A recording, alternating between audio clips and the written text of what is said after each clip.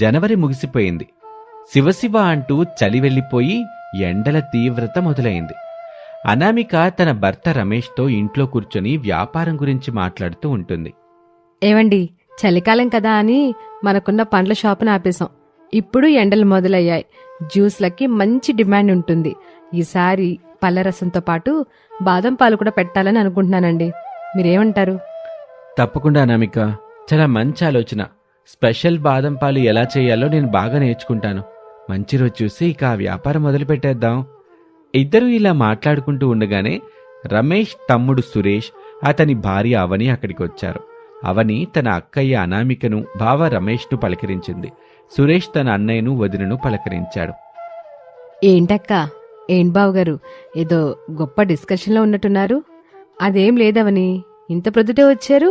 ఏమన్నా విశేషమా? అన్నయ్య, మన ఊర్లో బాదం పాలు షాప్ ఏర్పాటు చేయాలనుకుంటున్నాను. మంచి ప్లేస్ కోసం వెతుకుతుంటే రామాలయం దగ్గర ఒక షాప్ దొరికింది. అక్కడైతే బాగా వ్యాపారం జరుగుతుందని అందరూ చెప్తున్నారు. అందుకే ఆ షాప్ ఈరోజు అద్దెకు తీసుకోవడానికి వెళ్తున్నాం. మీరు కూడా వస్తారేమోనని చెప్పడానికి వచ్చాం. ఆ మాట వినగానే అనామిక ఒక్కసారిగా ఆశ్చర్యపోయింది. ఇప్పుడే కదా తాము కూడా అదే బాదం పాల వ్యాపారం గురించి మాట్లాడుకుంది. మరి మరిది వాళ్ళకి ఇప్పుడు ఈ విషయం ఎలా తెలిసిందా అని మనసులో అనుకుంటుంది. రమేష్ ఏదో చెప్పబోతూ ఉండగా అనామిక అతన్ని ఆపి మాట్లాడుతుంది. సరే, వెళ్దాం పదండి. అత్తే మావయ్యలు కూడా చెప్పారా? వాళ్ళు ఇంటికి తాళం వేసి ఎక్కడికైనా వెళ్ళారా? వాళ్ళు వచ్చే వరకు ఉందాం. లేదక్కా, వాళ్ళు మన షాప్ శుభ్రం చేయడానికి అక్కడికే వెళ్ళారు. పక్క ఊర్లో ఉంటున్న అంజలి వాళ్ళకు కూడా ఈ విషయం చెప్పాలనుకున్నాం, కానీ ఫోన్ కలవలేదు. సరే, మరేం పర్వాలేదులే, మనమే స్వయంగా వెళ్ళి చెప్పొచ్చు. మీరు వెళ్తూ ఉండండి, నేను ఇప్పుడే బయలుదేరతాను. సరే అని సురేష్ అవని అక్కడి నుంచి వెళ్ళిపోతారు. వాళ్ళు వెళ్ళగానే రమేష్ తన భార్య వైపు చూశాడు. ఏంటనామిక ఇది? మనం బాదం పాలు ఏర్పాటు చేసుకుందామని అనుకున్నాం కదా, ఇప్పుడు వీళ్ళిలా అంటున్నారేంటి? సరే, దాని గురించి వదిలేయండి, మనం తర్వాత మాట్లాడుకుందాం. ముందు ఆ షాప్ దగ్గరికి వెళ్దాము, పదండి. అలా ఇద్దరూ కలిసి ఆ షాప్ దగ్గరికి బయలుదేరారు. అనామిక రమేష్ ఇద్దరూ ఆ షాప్ దగ్గరికి వెళ్లేసరికి అక్కడ అత్తగారు శారద, మావయ్య ప్రసాద్ షాప్ శుభ్రం చేసి బయటకొస్తూ ఉంటారు. సురేష్ అవని అద్దె విషయం యజమానితో మాట్లాడుతున్నారు. రండ్రా రమేషు, చూసారా, సురేషు మంచి చోటు చూసుకున్నాడు. రామాలయం దగ్గర కాబట్టి జనం తాకిడి ఉంటుంది. ఎండలు కూడా మొదలైనగా బాదం పాల వ్యాపారం బాగా సాగుద్ది. అవును నాయనా, అనామిక కూడా ఇక్కడే ఉంటే ఇద్దరు కోడళ్ళు కలిసి ఈ పనులన్నీ చూసుకుంటారు. రేపు అంజలిని కూడా పిలిపిస్తే ముగ్గురు కలిసి షాప్ ఓపెనింగ్ పనులు చూసుకోవచ్చు. అనామిక మనసులో ఒక పక్క తన ఆలోచనని వీళ్ళు అమలు చేస్తున్నందుకు బాధగా ఉన్నా పైకి మాత్రం నవ్వుతూనే ఉంటుంది. అవునత్తయ్య, చాలా మంచి ప్లేస్ చూశారు. అంజలికి కూడా ఫోన్ కలిస్తే బాగుండు. తను కూడా వస్తే అందరం కలిసి ప్లాన్ చేసుకోవచ్చు. అన్నయ్య, యజమాని ఒప్పుకున్నాడు.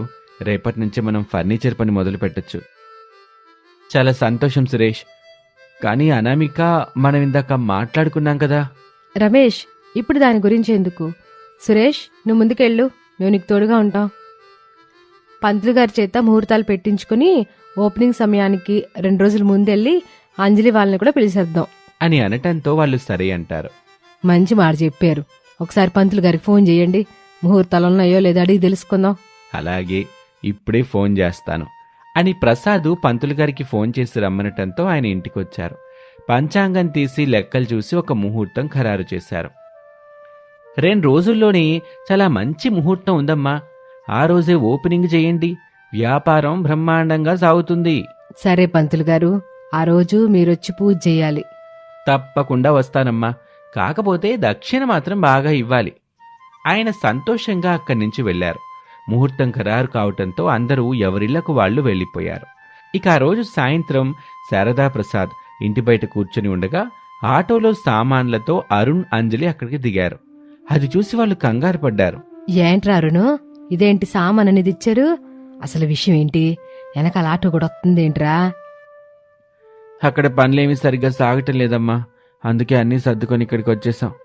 అవునా, మంచి పనే చేసావులేరా. ముందు ఈ సామాన్లు లోపలికి చేరబెట్టండి, మేం కూడా సాయం చేస్తాం. అందరూ కలిసి సామాన్లు లోపల సర్దుతూ ఉండగా పక్కనే ఉన్న అనామిక అది చూసి తన భర్తని పిలుస్తుంది. ఏమండి, అటు చూడండి, అరుణ్ వాళ్ళు సామాన్లతో సహా వచ్చేసినట్టున్నారు. అక్కడ ఏమైనా ఇబ్బంది ఉందేమో, ఒకసారి వెళ్ళి కనుక్కుందాం పదండి. అనామిక రమేష్ కంగారుగా అక్కడికి వెళ్లారు. అంజలిని చూడగానే అనామిక పలకరించింది. ఏంటంజలి, ఫోన్ చేస్తే కలవట్లేదు. అసలు ఉన్నట్టుండి ఇంత హడావుడిగా సామాన్లన్నీ తెచ్చేసారేంటి? ఏం లేదక్క, అక్కడ పనులేమీ ఉండట్లేదు. ఖాళీగా ఉంటే రోజులలా గడుస్తాయి. కనీసం ఫోన్ రీఛార్జ్ చేసుకోవడానికి కూడా డబ్బులు లేవు. అలా ఉంది అక్కడ మా పరిస్థితి. అందుకే ఇక్కడికి వచ్చేసాం. ఇక్కడ ఏదైనా పని చేసుకుందామని అనుకుంటున్నాము. మీ మరిది గారికి ఒక ఆలోచన ఉందంట. ఏంటి ఆలోచన? ఊర్లో ఆల్రెడీ జ్యూస్ షాపులు నడుస్తున్నాయి కదా, అందుకే ఈసారి కొత్తగా బాదం పాలు షాప్ పెట్టుకుందామని అనుకుంటున్నాడు. ఆ మాట వినగానే అనామిక రమేష్ ఒక్కసారిగా ఆశ్చర్యపోయారు. పక్కనే ఉన్న శారద కూడా మాటలు విని షాక్ అయింది. ఏంటి, మీరు కూడా బాదం పాలు షాప్ పెడతారా? దీని గురించి మనం ఖచ్చితంగా మాట్లాడుకోవాల్సిందే. అత్తయ్య, ముందు మీరు సామాన్లన్నీ లోపల సర్దనీయండి. అందరం కూర్చొని నిదానంగా మాట్లాడుకుందాంలేండి. ముందు ఇవన్నీ కానిచ్చేయండి. అనామిక రమేష్ కూడా కలిసి సామాన్లన్నీ లోపల సర్దటానికి సాయం చేశారు. సామాన్లన్నీ సర్దేశాక అందరూ కలిసి ఒకే చోట కూర్చున్నారు. ఏంటమ్మా, ఇందాక మేం బాదం పాలు షాప్ పెడతామనగానే దీని గురించి ఏదో మాట్లాడాలన్నావు, విషయం చెప్పమ్మా. రే అరుణు, మీ అన్నయ్య సురేష్ కూడా బాదం పాలు షాప్ పెట్టడానికి అడ్వాన్స్ ఇచ్చేసి షాప్ ఖరారు చేశాడు. 2 రోజుల్లో షాప్ ఓపెనింగ్ కూడా ఉంది. ఆ విషయం గురించి మీకు చెప్పి పిలుద్దాం అనుకుంటున్నాము. ఎంతలో మీరే ఎక్కడికి వచ్చేట్టగా అంటున్నారు. ఆ మాట వినగానే అరుణ్కి ఏం చెప్పాలో అర్థం కాలేదు. ఒక్క నిమిషం అందరూ నిశ్శబ్దంగా ఉండిపోయారు. సరేలే అత్తయ్య, శుభమా అంటూ వాళ్ళ షాప్ ఓపెన్ చేస్తుంటే మేమొచ్చి అలా అడ్డుపడ్డం సరికాదనుకుంటా. లేదు లేదు, వాళ్ళ వ్యాపారం వాళ్ళది, మన వ్యాపారం అంది. దీనిలో ఎలాంటి మార్పులు లేవు. మనకు వేరే దారి లేదు. మనం కూడా ఇదే వ్యాపారం చేయబోతున్నాం. అరుణ్ గట్టిగా చెప్పేసరికి అక్కడున్న వాళ్ళంతా నిశ్శబ్దంగా అయిపోయారు. అప్పుడు రమేష్ ఒక్కసారిగా నవ్వుతూ ముందుకొచ్చాడు. శభాష్ర తమ్ముడు, అసలు విషయం ఏంటంటే వాళ్ళకంటే ముందు మీ వదిన నేను కూడా దీని గురించే మాట్లాడుకున్నాం. మనం కూడా బాదం పాలు షాప్ పెడదాం అనుకున్నాం. మీ వదినేమో ఆ విషయం వాళ్ళకి ఇప్పుడే చెప్పొద్దని నన్ను ఆపింది. ఇప్పుడు నువ్వు గట్టిగా బయటపడ్డావు కాబట్టి నేను చెప్తున్నాను, మేం కూడా అదే షాప్ పెట్టుకోవాలి అనుకుంటున్నాం. ఆ మాట వినగానే ఇంట్లో ఉన్న వాళ్ళందరూ ఒక్కసారిగా ఆశ్చర్యపోతారు. అనామిక తన భర్త వైపు అయోమయంగా చూసింది. సరిగ్గా అదే సమయానికి గుమ్మం దగ్గరికి వచ్చిన సురేష్, అవని కూడా ఆ మాటలు విని అక్కడే నిలబడిపోయారు. 3 అన్నదమ్ములు, 3 కోడళ్ళు ఒకే వ్యాపారం గురించి మాట్లాడుకుంటున్నారని అర్థమయ్యాక వాళ్ళకి ఏం చేయాలో పాలుపోలేదు. సురేష్, అవని మెల్లగా లోపలికొచ్చి మిగతా వాళ్ల పక్కన కూర్చున్నారు. అందరూ ఒకరి మొహం ఒకరు చూసుకుంటూ నిశ్శబ్దంగా ఉండిపోయారు. 3 కొడుకులు, కోడళ్ళు అందరూ అలా ఒకరి మొహం ఒకరు చూసుకుంటూ మౌనంగా ఉండిపోవటంతో ప్రసాదు, ఏంటి అందరట్టా మౌనంగా ఉన్నారు? ఏదోటి మాట్లాడండి, ఈ సమస్యకి పరిష్కారం కావాలిగా. అవని ఆ మాట వినగానే ఇలా అంటుంది. ఏం మాట్లాడాలి మావయ్య? న్యాయం ప్రకారం మేమే ముందుగా షాప్ ఖరారు చేశాం, ముహూర్తాలు కూడా పెట్టుకున్నాం. అసలు వీళ్ళిద్దరూ ఈ విషయం గురించి మాకు ముందే చెప్పనే లేదు. షాప్ ఓపెనింగ్ కూడా దగ్గరలోనే ఉంది. కాబట్టి వీరిద్దరిని ఏదో ఒక వేరే వ్యాపారం చూసుకోమని చెప్పండి. అవని మాటలకు అంజలి భర్త అరుణ్ అభ్యంతరం చెప్పాడు. వదినా, అంత దూరం నుంచి ఇక్కడికి ఎందుకు వచ్చామనుకున్నారు? కేవలం బ్రతుకు తెరువు కోసమే కదా. మాకు కూడా ఈ వేసవికాలం వ్యాపారం బాగా కలిసొస్తుందనే నమ్మకం ఉంది. మా దారి మేము చూసుకోవటంలో తప్పేంటి? అప్పుడు రమేష్, ఎవరి వ్యాపారం వాళ్ళదే ఉంటుంది. అందరం ఒకే వ్యాపారం చేసుకోవటంలో తప్పేమీ లేదు. ఎవరి అదృష్టం ఎలా ఉంటే అలా జరుగుతుంది. కానీ అవని మాత్రం అస్సలు తగ్గలేదు. అలా ఎలా కుదురుతుంది బావగారు? అందరూ ఒకే బిజినెస్ అంటే అది సరికాదు. ఈ వ్యాపారం మాకే కావాలి. ఎందుకంటే మేమే ముందుగా అడిగేశాం కాబట్టి. అలా 3 అన్నదమ్ములు, కోడళ్ల మధ్య మాట పెరిగి పెద్ద గొడవ మొదలైంది. ఒకరినొకరు వాదించుకుంటూ ఉండటంతో అనామికకి అది తట్టుకోలేని పరిస్థితిగా మారిపోయింది. అనామిక గట్టిగా అరిచి అందరినీ ఆపింది. ఆపండి అత్తయ్య, మావయ్య, మీరు పెద్దాళ్ళు కదా. మీరుండగా మేమెలా గొడవ పడ్డం బాలేదు. ఇక నుంచి మేమెవరం మా సొంత నిర్ణయాలు తీసుకోం. మీకేది మంచిది అనిపిస్తే అది చెప్పండి. మేమందరం మీ మాటే వింటాం. దీనిలో ఎవరికైనా అభ్యంతరం ఉంటే ఇప్పుడే చెప్పండి. అనామిక మాటలకి అందరూ ఒక్క క్షణం ఆలోచనలో పడ్డారు. రమేష్, సురేష్, అరుణ్ తమకు ఎలాంటి అభ్యంతరం లేదు, అమ్మా నాన్నల మాట ప్రకారం నడుచుకుంటామని చెప్తారు.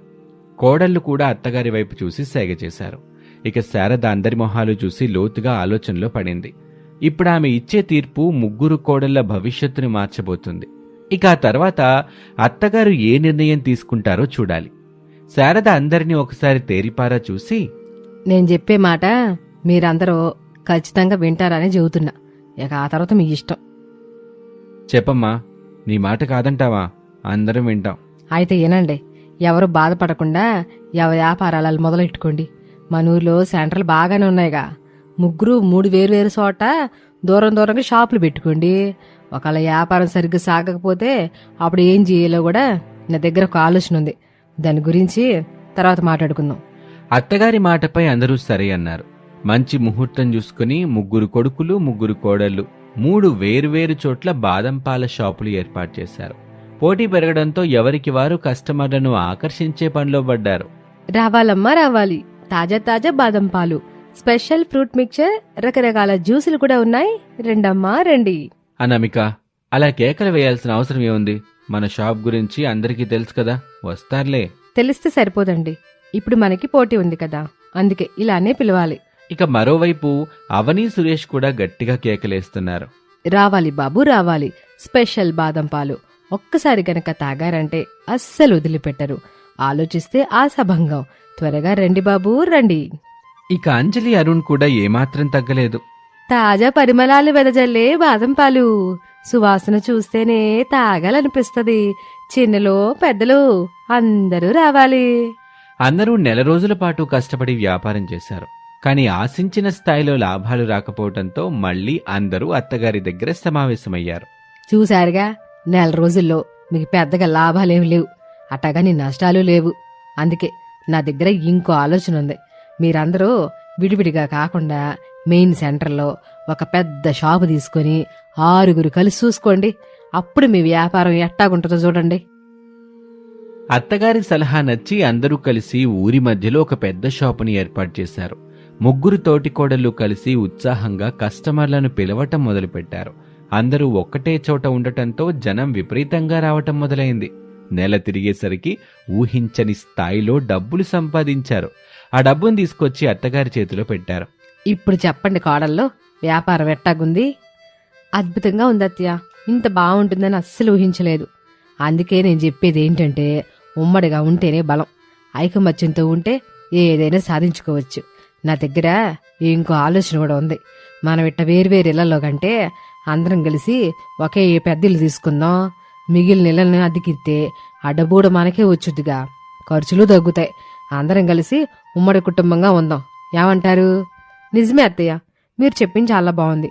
మేము సంపాదించిన డబ్బు మొత్తం మీ చేతిలోనే పెడతాం. మీరే పెద్దరికం వహించి ఇల్లు గడపండి. అవునత్తయ్య, అలాగే చేద్దాం. అక్క చెప్పింది వాస్తవం అత్తయ్య, అందరూ కలిసే ఉందాం. కొన్ని రోజులకే అందరూ కలిసి ఒకే పెద్ద ఇంట్లోకి మారారు. ఉమ్మడి కుటుంబంగా ఉంటూ బాదం పాల వ్యాపారాన్ని మరింతగా విస్తరించారు. ఆ బాదం పాల రుచి చుట్టుపక్కల గ్రామాలకి కూడా పాకింది. 3 తోటికోడళ్ల ఐకమత్యం చూసి ఊరి జనం మెచ్చుకున్నారు. అలా ఆ బాదం పాల షాప్ ఫేమస్ అయిపోవడంతో ఆ కుటుంబం సుఖ సంతోషాలతో సిరి సంపదలతో వర్ధిల్లుతుంది. ఇది వాల్టి కథ. మరొక ఆసక్తికర కథలో మళ్ళీ కలుద్దాం. అంతవరకు సెలవు, నమస్తే. ప్రసాద్ ఇల్లంటే ఆత్మీయతకు ఒక చిరునామా వంటిది. కాని ఆ ఇంటి పునాదులు పేదరికంతో నిర్మించబడ్డాయి. ప్రసాద్ పెద్ద కొడుకు రమేష్ తన చిన్నతనంలోనే తండ్రి పడుతున్న ఆర్థిక కష్టాన్ని చూసి తన చదువుని అర్ధాంతరంగా ఆపేసి కూలి పనులకు వెళ్ళాడు. ఆ సంపాదనతో తన 2 తమ్ముళ్ళు సురేష్, అరుణ్లను పట్నంలో పెద్ద చదువులు చదివించాడు. రమేష్ చేసిన త్యాగం వల్లే ఈరోజు ఆ 2 పెద్ద ఉద్యోగాల్లో ఉన్నారు. రమేష్కి అదే ఊళ్ళో పేద కుటుంబానికి చెందిన అనామికతో పెళ్లి జరిగింది. అనామిక చాలా మంచమ్మాయి. ఒరేయ్ రమేషు, ఇట్రారా, కాసేపు ఇక్కడ కూర్చో. ఈ పాలు పెతకటం, పొలం పనులు చేయటం నీకు చిన్నప్పటినుంచి అలవాటైపోయింది గాని నా మనసులో ఒక్కటే బాధరా. నువ్వు కూడా చదువుకొనుంటే ఈరోజు నీ తమ్ముళ్లలాగే ఏసీ రూముల్లో పనిచేసే ఒడివిగా. నీ త్యాగం చూస్తుంటే నా గుండె తరుక్కుపోతుంటుందిరా. నీకు నేనేమీ ఇవ్వలేకపోయాను. నాన్నా, నా తమ్ముళ్ళు బావుంటే నేను బావున్నట్టే కదా. సురేష్, అరుణ్లు పెద్ద పెద్ద కంపెనీల్లో పనిచేస్తున్నారు. ఊళ్ళో అందరూ సురేష్ గురించి, అరుణ్ గురించి గొప్పగా చెప్తుంటే నా శరీరం 100 ఏనుగుల బలంలో ఉప్పొంగుతుంది నాన్న. వాళ్ళ గౌరవమే నా గౌరవం. అయినా అనామిక వచ్చినప్పటినుంచి నాకే లోటు లేదు. అనామిక నన్ను, మన ఇంటిని బాగా చూసుకుంటుంది. తానుండగా నాకే కొరత లేదు నాన్న. రమేష్ అన్నదే అక్షర సత్యం. అనామిక ఈ ఇంట్లోకి వచ్చిన అదృష్టం వల్లే ఆ ఇద్దరికి వెంటనే పెద్ద ఉద్యోగాలొచ్చాయి. రమేష్కి జరిగిన పెళ్ళి సాదాసీదాగా ఉండొచ్చు, కానీ ఇప్పుడు సురేష్ అరుణ్కి అంగరంగ వైభవంగా పెళ్లిళ్ళు చెయ్యాలి. వాళ్ళు కోరుకున్నట్టే ఆ ధనిక పిల్లలతో పెళ్లిళ్ళు చెయ్యాలి. మనకు ఆస్తులు లేకపోయినా మన మమకారం చూసి వాళ్ళు ఒప్పుకున్నారు. అత్తయ్య, మా ఆయనకి తమ్ముళ్ళంటే ప్రాణం. వాళ్ళ సంతోషం కోసమే ఆయన ఎప్పుడూ ఆలోచిస్తూ ఉంటారు. మనం పేదవాళ్ళం కావచ్చు, కానీ మన ఇంట్లో ఉన్న ఈ ప్రేమని వాళ్ళు చూసి మురిసిపోవాలి. అవని, అంజలి పట్టణంలో పెద్ద మేడలో పెరిగిన వాళ్ళు కదా. మన ఈ చిన్ని పెంకిటింటిలో వాళ్ళు ఎలా సర్దుకుంటారోనని కొంచెం భయంగా ఉంది. కానీ మన ఆత్మీయతతో వాళ్ళ మనసుని గెలుచుకుంటామని నమ్మకంగా కూడా ఉంది. కొన్ని రోజుల తర్వాత సురేష్కి అరుణ్కి పెళ్లిళ్ళు చాలా ఆడంబరంగా జరిగాయి. అనామిక తన దగ్గరున్న చిన్నపాటి బంగారు నగల్ని కూడా సురేష్ అరుణ్ల పెళ్లి ఖర్చుల కోసం ఇచ్చేసింది. సురేష్ అరుణ్లు పెళ్లి కోసం పెద్ద మొత్తంలో పర్సనల్ లోన్లు కూడా తీసుకున్నారు. కొత్త కోడళ్లు అవని, అంజలి మెట్టినింట్లో అడుగుపెట్టారు. వాళ్ళు ఆ ఇంట్లో అడుగుపెట్టినప్పుడు శీతాకాలం కాబట్టి సర్దుకుపోయారు. కానీ ఎండాకాలం నాటి సెగలు మొదలవగానే అసలు కథ మొదలైంది. ఓ రోజు మధ్యాహ్నం సూర్యుడు నిప్పులు చెరుగుతున్నాడు.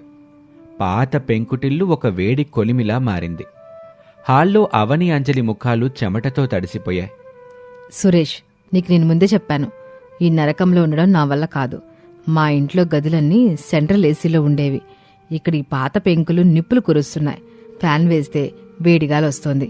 ఆ వేడికి నా స్కిన్ అంతా ర్యాషెస్ వచ్చేస్తున్నాయి. అసలు ఇక్కడ నాకు ఊపిరి కూడా ఆడట్లేదు.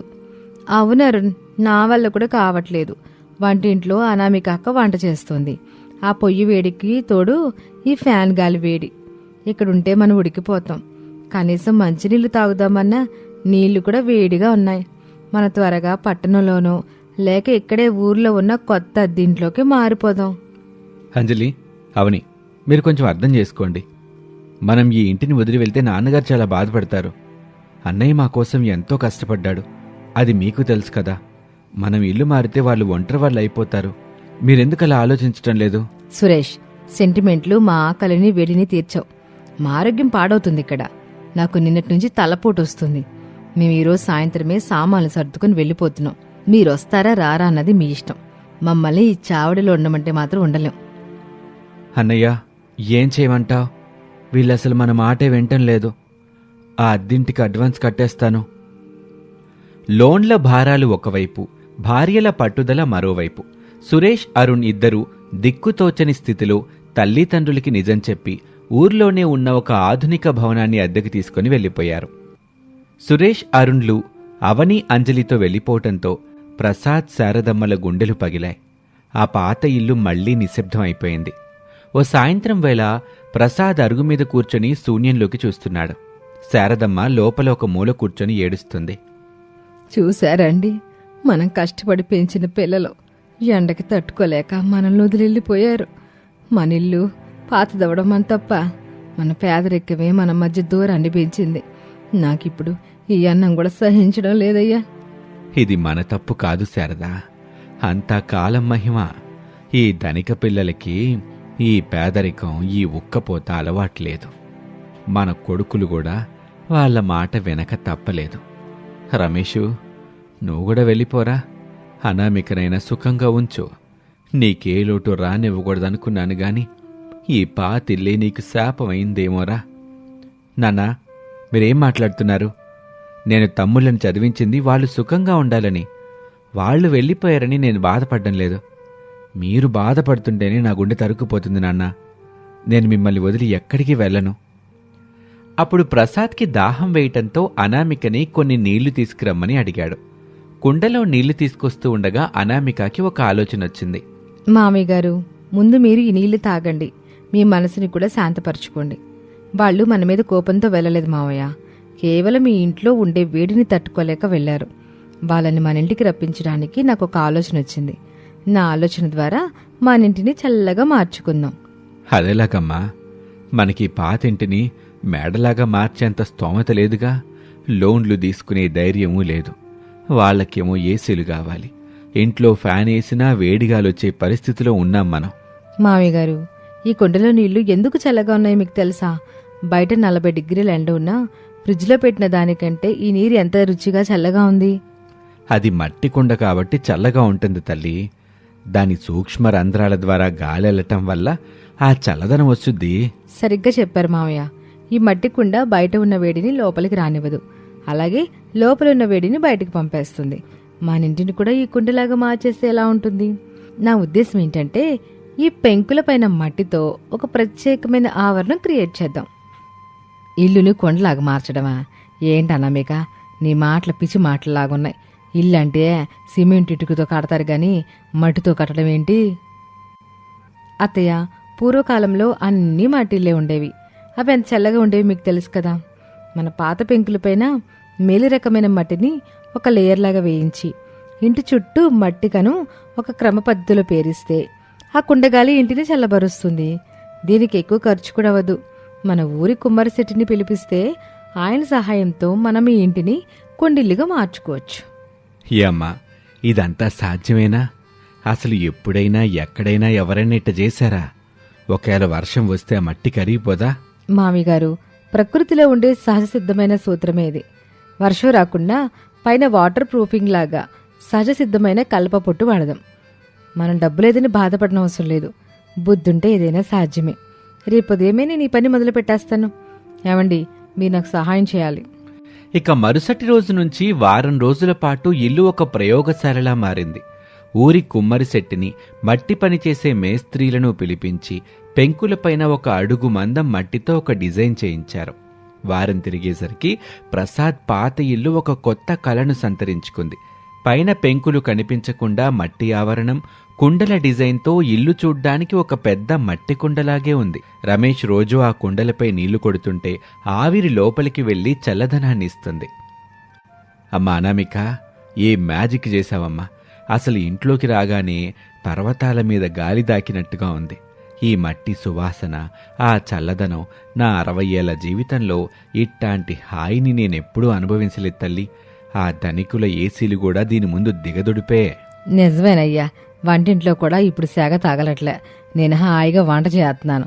అనామిక, నువ్వు నిజంగా మా ఇంటి దేవతవమ్మా. ఈ ఒక్కపోత భయం పోయింది. అనామిక, నీ ఐడియా సూపర్ హిట్ తెలుసా? ఊళ్ళో వాళ్ళంతా మన ఇంటిని చూడ్డానికి క్యూ కడుతున్నారు. మన ఇంటి పక్కన నిలబడి ఫోటోలు తీసుకుంటున్నారు. ఇప్పుడు మన తమ్ముళ్ళని పిలిచి వాళ్ళకి సర్ప్రైజ్ చూపిద్దామా? అవును మామయ్య గారు, మీ కొడుకులని కోడలని ఒకసారి ఆదివారం భోజనానికి పిలవండి. ఈ చల్లదనం, సహజమైన చల్లదనాన్ని చూసి వాళ్ళు ఆనందపడిపోతారు. ఒక ఆదివారం నాడు మధ్యాహ్నం సురేష్, అరుణ్ తమ భార్యలతో కలిసి విసుగ్గానే ఆ ఇంటికొచ్చారు. బయటేమో 44 డిగ్రీల ఎండ, రోడ్డు మీద నుంచి సెగలు పుడుతున్నాయి. వాళ్ళు లోపలికి రాగానే ఒక్కసారిగా విస్తుపోయారు. సురేష్, ఏంటిది? లోపలికి రాగానే చల్లటి గాలి తగులుతోంది. మీ అన్నయ్య ఏమైనా ఏసీ కొనడం ఏంటి? కానీ ఏసీ మాత్రం ఎక్కడ కనిపించడం లేదు. మన ఇంట్లో ఎప్పుడు ఉండే ఆ చెమట వాసన కూడా రావట్లేదు ఇప్పుడు. పైగా మట్టి వాసన వస్తూ ఎంత అద్భుతంగా ఉందో. అవునక్క, బయటంతా ఎండుంటే ఈ పాత ఇంట్లో ఇంత చల్లదనం ఎలా సాధ్యం? నాకు అసలు చెమటే పట్టట్లేదు. అరుణు, ఇటు చూడు, లోపలంత ప్రశాంతంగా ఉందో. రండమ్మా రండి, ఇది మీ అనామిక అక్క చేసిన సృష్టి. మన ఇంటిని ఆమె ఒక కొండగా మార్చింది తల్లి. మట్టితో ఈ ఇంటి పైకప్పులో తాను మమకారాన్ని గలిపింది. అందుకే లోపల ఎంత చల్లగా ఉంది. నాన్నా, మేం లోన్లు కట్టుకుంటూ ఆ అద్దింటికి అడ్డమైన డబ్బులు పోస్తూ ఇబ్బంది పడుతున్నాం. అక్కడ ఏసీ ఉన్నా సరే ఈ ఆప్యాయత, అనురాగం లేదు, ఈ ప్రశాంతత లేదు. మీ ప్రేమ లేని ఆ ఇల్లు మాకు నరకంలా అనిపించింది. కానీ మాకు మేముగా వెళ్ళటం వల్ల కేవలం గర్వంతో రాలేకపోయాం. మమ్మల్ని క్షమించండి. సురేష్, అంజలి, అవని, బాధపడకండి. మామయ్య గారు మిమ్మల్ని వదిలి ఒక్క క్షణం కూడా ఉండలేకపోయారు. మీ పైన ఆయన ప్రేమే నాలో ఈ ఆలోచన కలిగించింది. ప్రకృతిని మనం ప్రేమిస్తే అది మనల్ని ఇలాగే కాపాడుతుంది. ఈ ఇల్లు మీకోసం ఎప్పుడూ తెరిచే ఉంటుంది. ఇక్కడ ఏం వేడుండదు, కేవలం అనురాగమే ఉంటుంది. మీరు కూడా ఇంటికి వచ్చేస్తే చూడాలని మామయ్య గారి మనసు పరితపిస్తుంది. నన్ను క్షమించక్క, నేను పట్టణపు గర్వంతో మీ ప్రేమని చూడలేకపోయాను. ఈ మట్టికుండ ఇల్లు మాకొక గొప్ప పాఠం నేర్పింది. ప్రకృతికి దగ్గరగా, మనుషులకి దగ్గరగా ఉంటేనే అసలైన సుఖం అని అర్థమైంది. అవునక్క, మేము మళ్ళీ చల్లని ఇంటికి వచ్చేస్తాం. ఆ ఎద్దిల్లు మాకొద్దు, మనం అందరం కలిసి ఉందాం. అనామిక అక్క, నువ్వు మా ఇంటికి దొరికిన నిధివి. ఆ రోజు ప్రసాద్ కుటుంబం మళ్ళీ ఒక్కటైంది. ఆ కుండ ఇల్లు వారిని ఏకం చేసింది. అనామిక తెలివితేటలు చూసి ఊరంతా మెచ్చుకుంది. కొంతకాలం తర్వాత సురేష్, అరుణ్ తమ లోన్లు తీర్చుకున్నారు. ప్రసాద్ తన సేవింగ్స్ ఇవ్వగా రమేష్ పండించిన పంట ఆదాయం, జీతాలు అన్నీ కలిపి ఒక పెద్ద మేడను కట్టుకున్నారు. అమ్మా అనామిక, మనం కొత్త మేడ కట్టుకున్నాంగా, మరా పాత కొండ ఇంటిని ఏం చేద్దాం? మావిగారు, ఆ కొండ ఇల్లు మనకి కష్టకాలంలో దారి చూపించింది. అందుకే మన కొత్త మేడపైన కూడా మనం మట్టితో ఒక ఇన్సులేషన్ లేయర్ వేయించాం. ఆ పాత కొండ ఇంటి జ్ఞాపకాలు మన మనసులో ఎప్పటికీ అలాగే ఉంటాయి. దాన్ని మనం ఒక అతిథి గృహంలా ఉంచుకుందాం. మనకి కష్టం వస్తే దారి చూపిన మట్టిని మనం వదులుకోకూడదు కదా మావయ్య. అవును దినా, ఈ కొత్త మేడలో కూడా మేము అదే మట్టి వాసాన్ని, నీ విజ్ఞానాన్ని కోరుకుంటున్నాం. అన్నయ్య త్యాగం వల్ల మేం చదువుకున్నాం. నీ వివేకం వల్ల మేము ఆనందంగా ఉంటున్నాం. అందరం కలిసుంటే ఏ ఇల్లైనా ఆనందాల నిలయమే. నా కోడలు అనామిక ఈ ఇంటికొచ్చిన మహాలక్ష్మి. ఆమె వల్లే మా అమ్మసల ప్రాణాలు మళ్ళీ ఊపిరి పోసుకున్నాయి. అత్తయ్య, ప్రేమే పునాదిగా విజ్ఞానం గోడలుగా ఉన్న ఇల్లు ఎప్పుడూ చల్లగానే ఉంటుంది. ఆకాశం కింద మనం ఒక చిన్న మట్టి బిందువులం. కలిసుంటేనే కదా సముద్రమంత బలం. అలా అనామిక తన వివేకంతో ఒక కుటుంబాన్ని కలిపి పేదరికంలో కూడా మేధస్సుతో ఎలా సుఖంగా ఉండొచ్చో నిరూపించింది. ఆ ఊరి ప్రజలు కొండ ఇల్లు కథ ఇప్పటికీ చెప్పుకుంటారు.